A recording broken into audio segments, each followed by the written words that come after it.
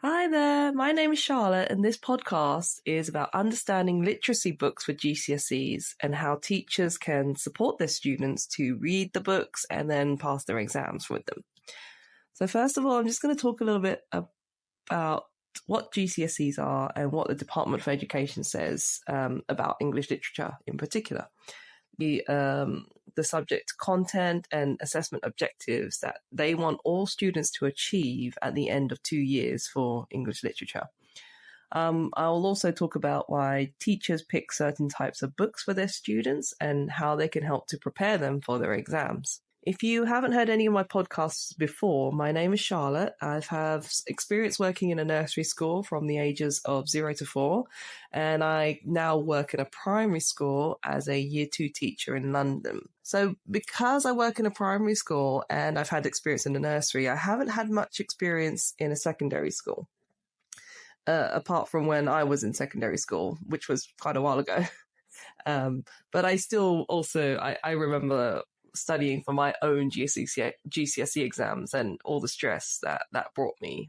It was a while ago, but yeah, I still remember those days. So first of all, first part of the podcast, I'm just going to talk about what are GCSEs and why do we have to do them? So I'm sure you hear the acronym all the time in the news, media. If you're at school now, you'll definitely be hearing about them. They sound really scary and they do make a big deal. It's basically getting results, and then schools are ranked by their results from their students' grades, which they can usually achieve between grades A star to, I think, E or F, essentially. So what does GCSE actually stand for? It stands for the General Certificate of Secondary Education, GCSE, and it's taken by students when they're at the age of 14 to 16. So you do spend 2 years studying lots of different subjects, and you prepare to be tested on your knowledge of all of these different subjects, basically.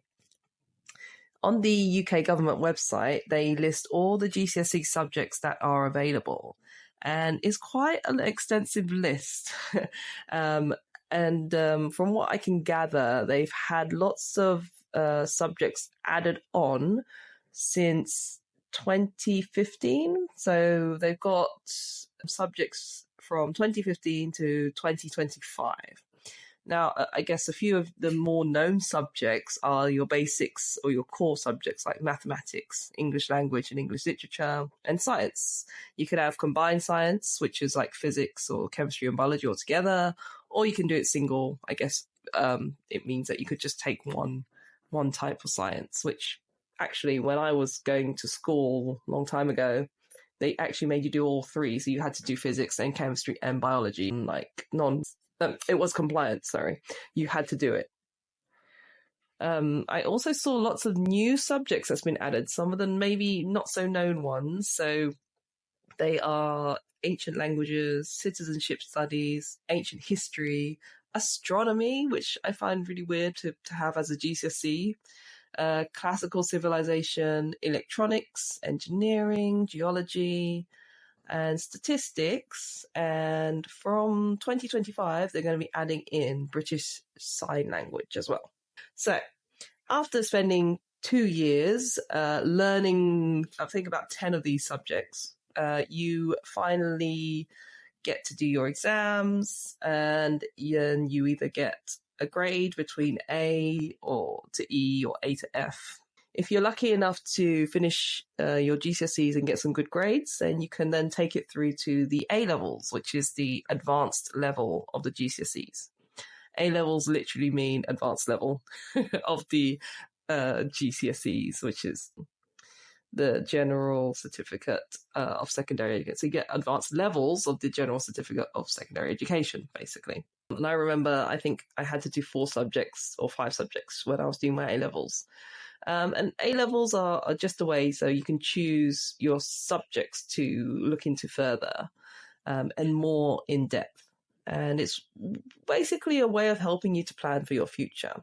So you study the subjects, you do learn more about it, you do your A-levels, hopefully you pass them, get good grades, and then you're allowed to go to university and you can study a subject that you want to learn way more about, and you spend another 3 or 4 years studying that subject. And then you can use your knowledge of what you've gained to essentially just get a job in the real world.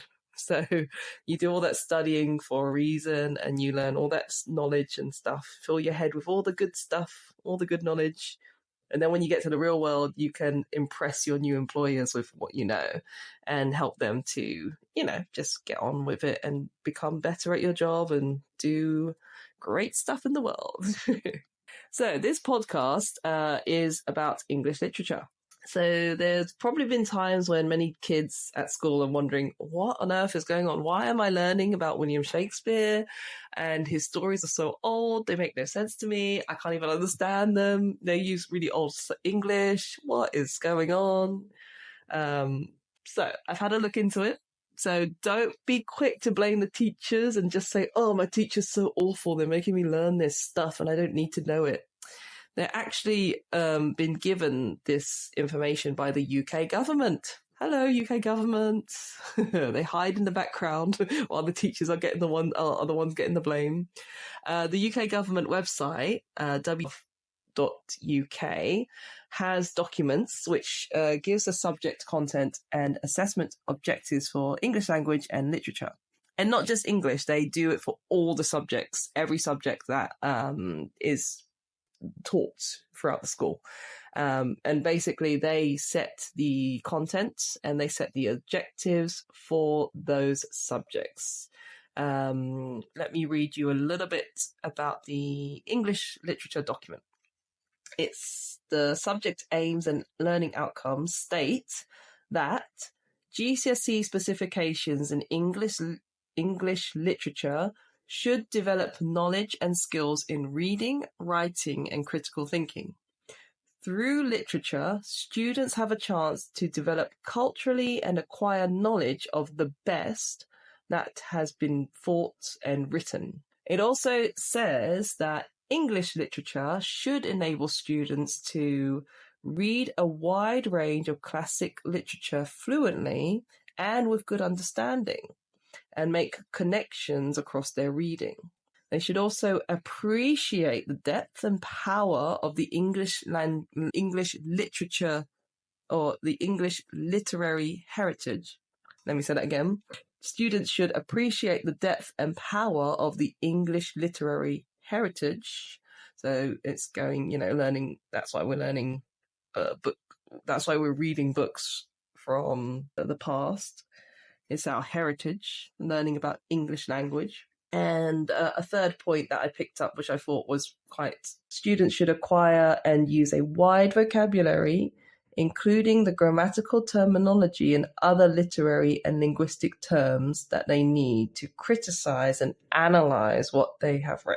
In the document, there's a section called the scope of study, and it states that they require students to study the following content: at least one play by Shakespeare, at least one 19th century novel, a selection of poetry since 1789, including representative romantic poetry, and a fiction or drama from the British Isles from 1914 onwards. All works should have been originally written in English. So the scope of study section of the document gives the teachers the criteria that their books need to meet in order for them to be able to teach it to the students.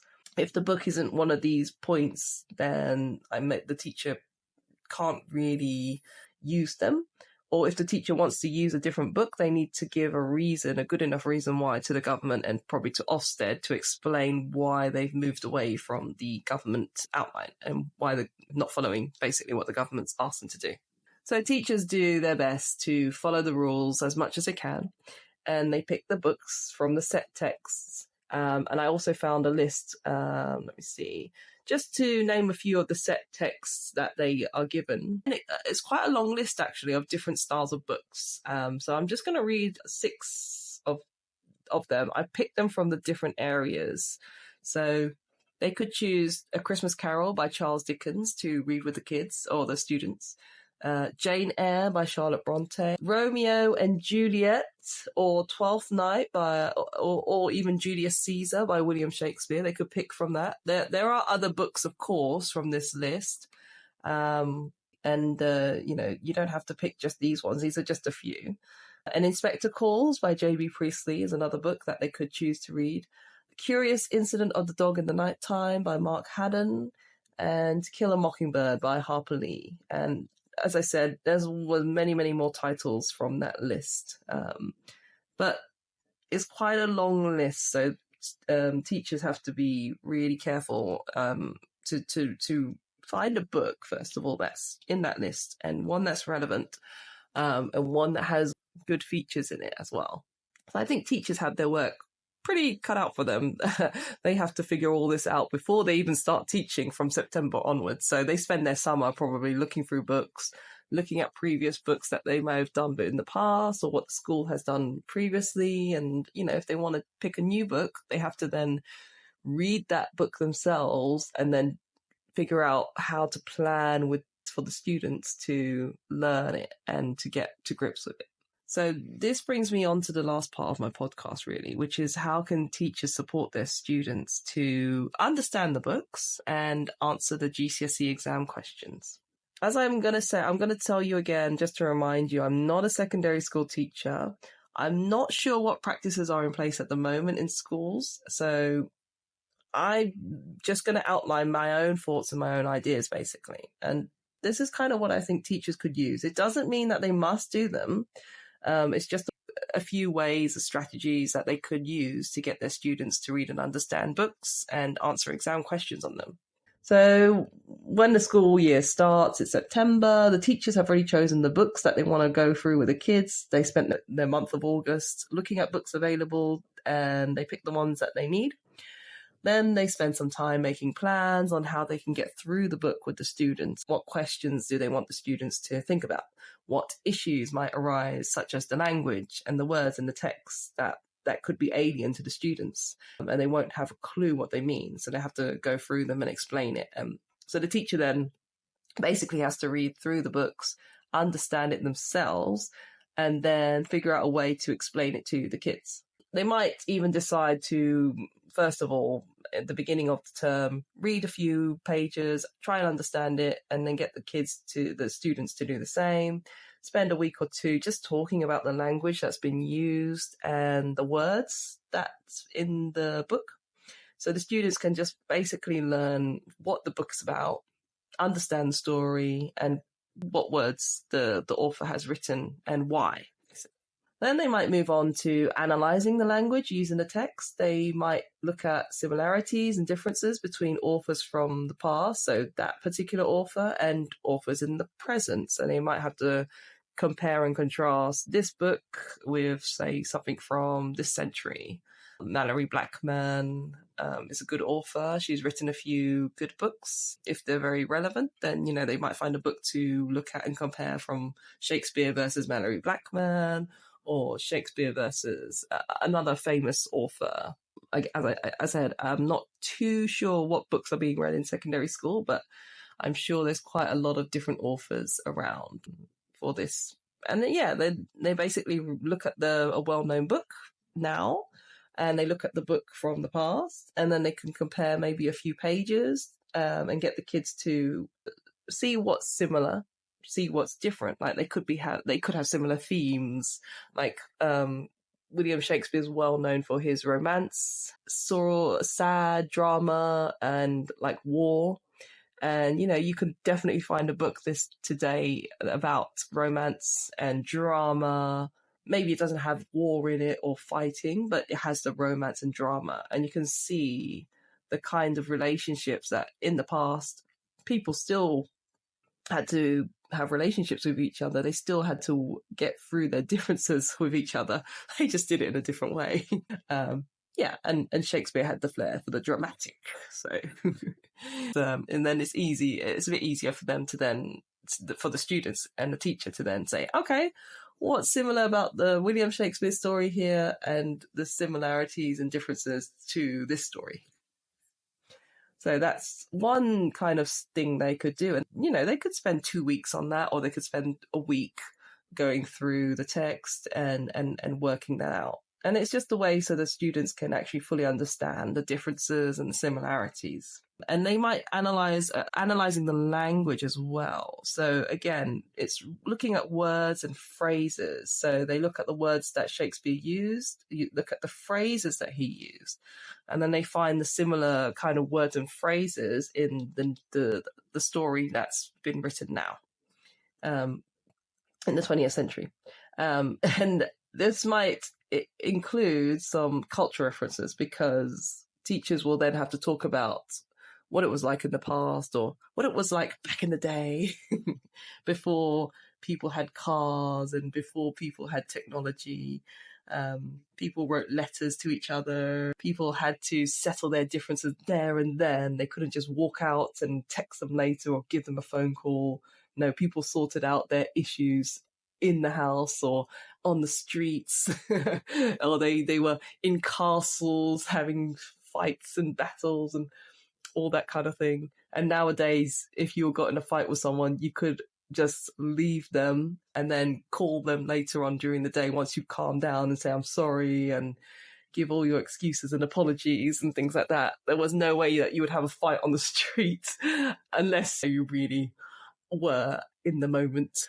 So getting back to my podcast, if the book has been lucky enough to be adapted to a movie, Shakespeare's stories, quite a few of them have been created into a movie adaptation or redone, like Romeo and Juliet for sure. And there's also the 12th Night story that was updated in the 90s. I think they did a 90s version of the 12th Night. So the teacher could also find clips, those videos, and they could show the children or show the students clips, and then they analyze what's happening in this part of the movie and how the actor's portraying certain parts of the story. If they're really lucky, then the teacher could organize a school trip and take the students to watch a theatre show. William Shakespeare's theatre shows are still going. They're live. You can go and watch them. So, they could take them to actually go and see a real life version of the story that they've just spent the whole term talking about and reading about, which would be pretty nice, actually, as a nice thing. If all else fails, the teacher could just do some drama lessons with the kids and the students and get them to act out the story. They could use the same language from the book, and if that doesn't work, they could ask the students to change the language and say, take this part of Shakespeare's Julius Caesar and rewrite it in your modern day language. What would you say? How would you change the words from the Julius Caesar's William's text and put it into your own language? And then you can say, right, you guys are going to play the characters. We're going to use this version, the up-to-date version, and you're going to act it out, use the language, use the words. And I think that's quite nice. It's like a role play sort of thing. And the students can then really understand what characters are thinking and feeling. I think when you act out the story, you get a much better sense of what's happening, why it's happening, and you get the thoughts and feelings of the characters. And I think that's actually quite a nice way to get the students to really understand and get to grips with what they're reading. So after all of this, and the students have an idea of the story and they can understand the words and phrases, then they can be given example GCSE questions, and the teacher can then model ways of answering them. If they find the students are still struggling, the teachers just go back a step, review the text, review the modelling, redo the models, show new ways on how to answer the questions that they found difficult, and tackle things in a different way. Try again. I think these kind of strategies, as I said, I'm not a secondary teacher at the moment, so I don't know what they're doing. They could be doing different things. They could be doing similar things to what I've just said as well. And it's all these ways can help the students definitely to find it, answering those tricky exam questions a bit easier. Just make it a bit easier for them, especially if they're looking at a question to analyze a text. Why has he used this phrase? And then they have to write a 2-page essay about why William Shakespeare has used the word ragamuffin or something, or why he's used the word scoundrel for this character at this point in the play. So, well, that's it from me. I do hope that you've enjoyed this podcast. If you have any comments, leave them down below. As always, I'm going to be making some more podcasts in the future, so do listen out for them. Thank you so much for listening, and I hope you have a great day. Bye.